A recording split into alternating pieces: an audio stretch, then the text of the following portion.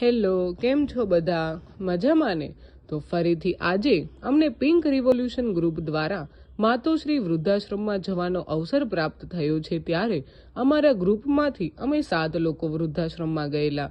મારા મમ્મી, પપ્પા, ભાઈ, મારા મિત્ર અંકિતભાઈ, તેમના ધર્મપત્ની હેમા દીદી અને ફેન્ટુ.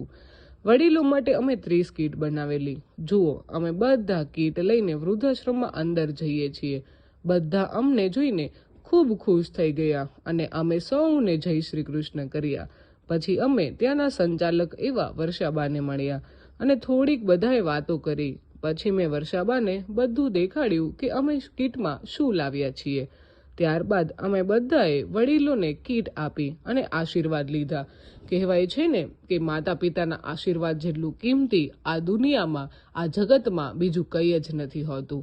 ત્યારબાદ અંકિતભાઈ વડીલો માટે આઈસ્ક્રીમ લાવેલા, તો મેં અને હેમા દીદીએ બધા વડીલોને આઈસ્ક્રીમ આપ્યો અને સૌએ હોશે હોશે આઈસ્ક્રીમ ખાઈ લીધો.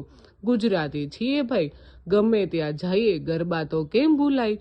એટલે અમે વડીલો જોડે ગરબા લીધા અને ખૂબ મજા કરી. તેમાં આ દાદાને તો ગરબા લેતા લેતા જાણે જુવાની જેવો જોશ જાગેલો. એટલા મોજથી ગરબા લેતા હતા કે જે તમે જુઓ જ છો. તેમાં વળી એક બા મારી પાસે આવ્યા અને મને કહે કે ચાલ બેટા, આપણે ફૂદરડી ફરીએ. મેં કીધું કે બા, આ ઉંમરે તમે પડી જશો તો?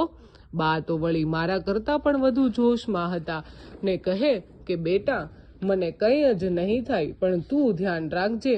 મેં એમના જોશને વધાવી લીધો અને મેં કહ્યું કે તો ચાલો. ત્યારે અમે બંને ફૂદરડી ફર્યા અને સાચું થયું પણ એવું કે મને ચક્કર આવવા લાગ્યા, પણ બાને કંઈ જ ના થયું.